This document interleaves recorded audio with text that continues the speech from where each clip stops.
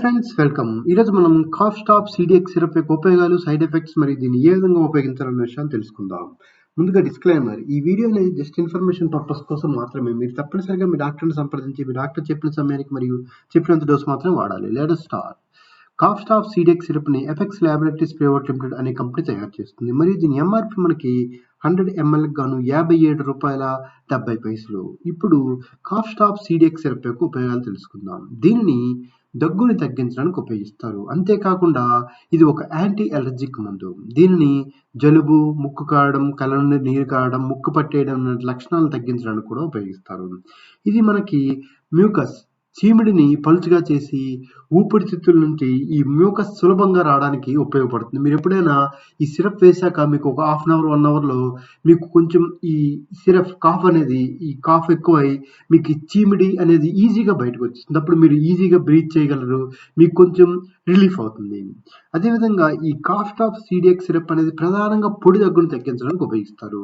మనకి ఈ పొడి దగ్గు అనేది కఫం కానీ మ్యూకస్ లేకుండా మనకి ఓన్లీ ఈ గొంతు దగ్గర మాత్రమే దగ్గొస్తూ ఉంటుంది. మనకి ఈ లోపల ఊపిరితిత్తులో ఏ విధమైనటువంటి మ్యూకస్ ఉండదు. జస్ట్ మనకి ఈ పొడి దగ్గు అనేది గొంతు దగ్గర మాత్రం వస్తుంది. అటువంటి సందర్భంలో కూడా మనకి ఈ సిరప్ అనేది చాలా బాగా పనిచేస్తుంది. ఇప్పుడు మనం ఈ సిరప్ ఏ విధంగా పనిచేస్తుంది, ఇందులో ఏ ఔషధాలు ఉంటాయో తెలుసుకుందాం. దీనివల్ల మీకు ఈ సిరప్ పైన కొంత అవగాహన కలుగుతుంది. ఈ సిరప్లో ప్రధానంగా 2 ఔషధాలు ఉంటాయి. మనకి ఇక్కడ ఈ ఇమేజ్లో చూపించిన విధంగా డెక్స్ట్రోమెథార్ఫిన్ మరియు క్లోరోఫెనిరమైడ్ ఈ 2 కలిపి మనకి ఒకటి యాంటీ అలర్జిక్ మందు అయితే ఇంకోటి దగ్గును తగ్గించడానికి ఉపయోగిస్తుంది. ఇందులో క్లోరోఫెనిరమైడ్ మెలేట్ ఇది ఒక యాంటీ అలర్జిక్ మందు. ఇది మనకి తుమ్ములు, ముక్కు కారడం, కళ్ళ నుండి నీరు కారడం లాంటి లక్షణాలు తగ్గిస్తుంది. అయితే ఇక రెండవది డెక్స్ట్రోమెథర్ఫిన్ హైడ్రోబ్రోమైడ్. ఇది బ్రెయిన్లో దగ్గుకు సంబంధించిన యాక్టివిటీని తగ్గించి దగ్గును తగ్గిస్తుంది. మీరు ఎప్పుడైనా అబ్జర్వ్ చేస్తే మీకు దగ్గు వచ్చినప్పుడు మనం తెలియకుండానే దగ్గుతుంటాం. నిద్రలో కూడా మనం ఈ పొడి దగ్గు ఉన్నప్పుడు ఇంకా ఇబ్బంది పెడుతుంది. మనం నిద్రలో కూడా నిద్ర పట్టనివ్వక మధ్య మధ్యలో దగ్గు వచ్చి లేచిపోవడం చిన్నపిల్లలకైతే ఇంకా ఇబ్బంది పెడుతుంది. ఎందువల్ల అంటే మన బ్రెయిన్ ఆటోమేటిక్గా మనకి అన్కాన్షియస్గా మనకి ఈ దగ్గు వస్తుందని ఆటోమేటిక్గా మనం దగ్గుతూ ఉంటాం. అయితే ఈ డెక్స్ట్రోమెథర్ఫిన్ హైడ్రోబ్రోమైడ్ అనేది మన దగ్గును కంట్రోల్ చేసే ఈ మైండ్లో ఉన్న భాగాన్ని యాక్టివ్ కాకుండా దాని యాక్టివిటీని తగ్గిస్తుంది. తద్వారా మనకి ఈ దగ్గు వచ్చినా సరే మనం తగ్గకుండా మనం పడుకున్నప్పుడు చాలా ఈజీగా మనకి ఈ దగ్గు అనేది తగ్గి మన నిద్ర కూడా పడుతుంది. ఇప్పుడు మనం అసలు దగ్గు ఎందుకు వస్తుంది అన్న విషయాలు తెలుసుకుందాం. అదేవిధంగా దగ్గు రాకుండా ఉండాలంటే ఏం చేయాలో తెలుసుకుందాం.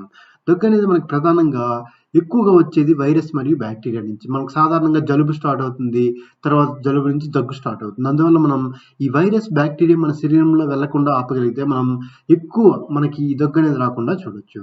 మనకి మన శరీరంలో వైరస్ మరియు బ్యాక్టీరియా వెళ్ళేది ఎక్కువ మొత్తంలో చేతి నుండి మరియు ముక్కు నుంచి. మనం ఇండియన్స్ అందరం కూడా మనం ఎక్కువ మొత్తంలో చేతితో తింటాం కాబట్టి ఈ బ్యాక్టీరియా అనేది ఈజీగా మన శరీరంలోకి వెళ్తుంది. అదేవిధంగా మనం గాలి పీల్చేది ముక్కు నుంచి కాబట్టి మనం బయటికి వెళ్ళేటప్పుడు ఎవరైనా మన దగ్గరలో దగ్గినా తుమ్మినా ఆ వైరస్ అనేది ఈజీగా వెళ్తుంది. అందువల్ల మనం చిన్నపిల్లలు ఎవరైనా బయట ఆడుకొని వస్తే వాళ్ళకి చేతులు కాళ్ళు కడిగించడం, అదేవిధంగా పెద్దవాళ్ళు కూడా బయట నుంచి వచ్చాక చేతులు కాళ్ళు కడుక్కోవడం, అదేవిధంగా ఏదైనా తినే ముందు చిన్నపిల్లలైనా పెద్దవాళ్ళైనా చేతులు శుభ్రంగా కడుక్కొని తింటే మనకి మ్యాక్సిమం ఈ వైరస్లు బ్యాక్టీరియా మన శరీరంలోకి వెళ్ళవు. అదేవిధంగా మనం ఏదైనా ఎక్కువ సాంద్రత ఉన్న ప్రదేశంలో జనాలు ఎక్కువగా ఉన్న దగ్గరికి వెళ్ళేటప్పుడు మాస్క్ పెట్టుకోవడం, అదేవిధంగా బాగా చిన్నపిల్లల్ని నెలల పిల్లల్ని లేకపోతే 1 year 1.5 year బేబీస్ని ఇలా ఎక్కువ జనాలు ఉన్న దగ్గర తీసుకెళ్ళకపోవడమే మంచిది. ఎందువల్ల అంటే వాళ్ళ ఇమ్యూన్ తక్కువగా ఉండడం వల్ల ఈ వైరస్లు ఈజీగా అటాక్ అవుతాయి.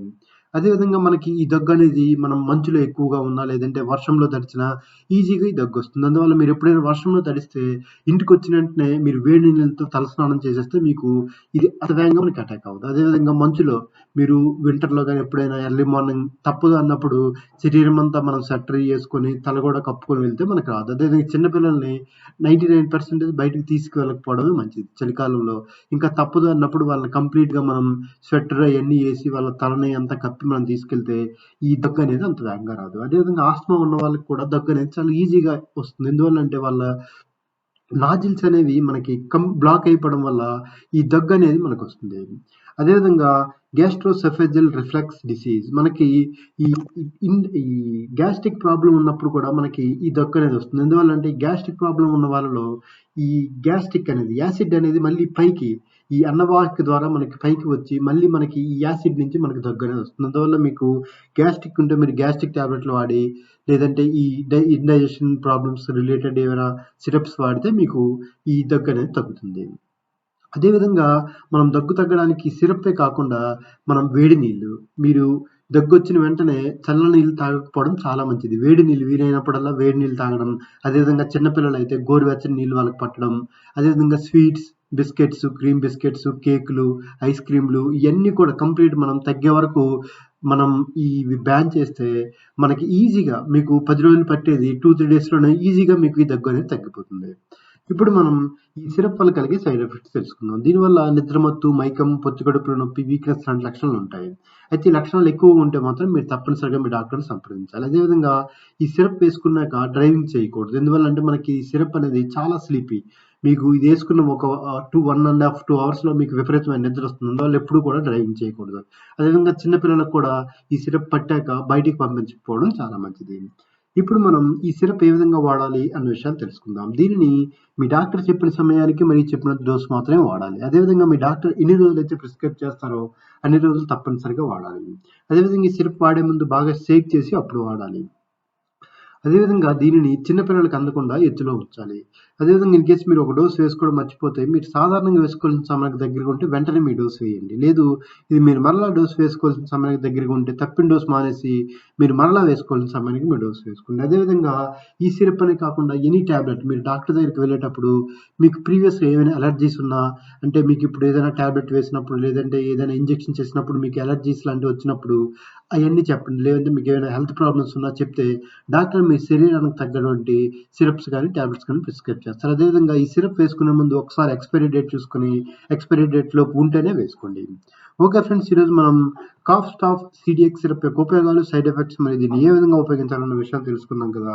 ఇటువంటి మరిన్ని సిరప్స్ మరియు టాబ్లెట్స్ ఇన్ఫర్మేషన్ కోసం please like, subscribe and click on the bell icon. Thank you.